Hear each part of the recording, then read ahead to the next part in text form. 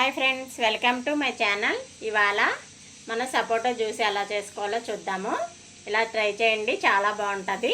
హెల్త్కి కూడా చాలా మంచిదన్నమాట. హాయ్ అండి, welcome to my channel Madhu వంటలు. ఇవాళ మనం సపోటా జ్యూస్ ఎలా చేసుకోవాలో చూద్దాము. ఇలాగా ఒక 4 గ్లాసులు జ్యూస్ చేద్దామని తీసుకున్నాను అనమాట. ఇన్ని సపోటాలు తీసుకున్నాను. ఐస్ ముక్కలు, పంచదార, పాలు ఇవి తీసుకున్నాను అనమాట. ఇప్పుడు ఈ సపోటాలన్నీ ఒలుసుకోవాలి. ఇలాగా అన్నీ ఒలిసేసుకొని ఒక గిన్నెలో వేసుకోవాలన్నమాట. ఈ పిక్కలు ఇలా ఉంటాయి కదా, ఈ పిక్కలు తీసేసుకోవాలి. తీసేసుకొని ఈ గుజ్జంతా ఇందులో వేసేసుకోవాలి.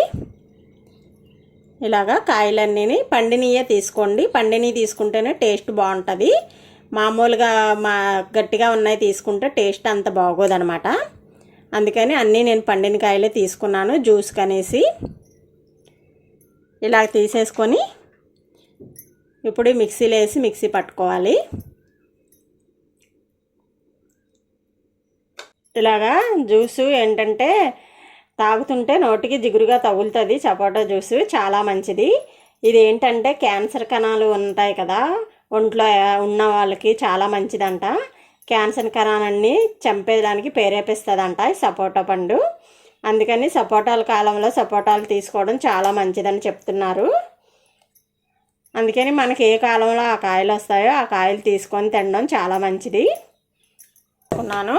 ఈ మిక్సీ జార్లో ఇలా ఒలిసి పెట్టుకున్న సపోటా పళ్ళంతా వేసేసుకోవాలి.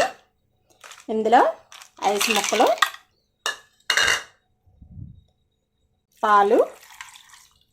ఈ పాలు ఏంటంటే కొంచెం ఆడిన తర్వాత వేసుకుందాము. ఇంకాను ఇందులోని మనకి ఎంత తీపి తింటాం. ఇందులో షుగర్ ఎక్కువ వేసుకోక్కర్లేదు, 1 స్పూన్ వేసుకుంటే సరిపోతుంది అనమాట. ఎందుకంటే సపోటాలు తీయగా ఉంటాయి కదా, అందుకే ఇది మిక్సీ పట్టుకుందాం. ఇప్పుడు ఈ పాలు కూడా వేసేసి మిక్సీ పడదాము. కొన్ని బాదం పప్పులు తీసుకొని ఇలాగా కురుముకునే దాంట్లోని ఇలా కురుముకుంటే పైన మనం జ్యూసులు వేసుకోవడానికి చాలా బాగుంటుంది అనమాట. ఇలాగన్నీ ఇలా తురిమేసుకోవాలి. ఇలా చాలా బాగుంటాయి. ఇప్పుడు ఇందులోకి జ్యూస్ వేసుకుందాము.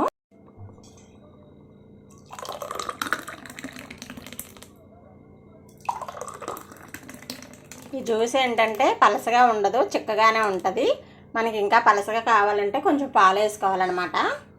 ఇప్పుడు డ్రై ఫ్రూట్స్ అన్నీ మనకి నచ్చినవి ఇలా వేసేసుకుంటే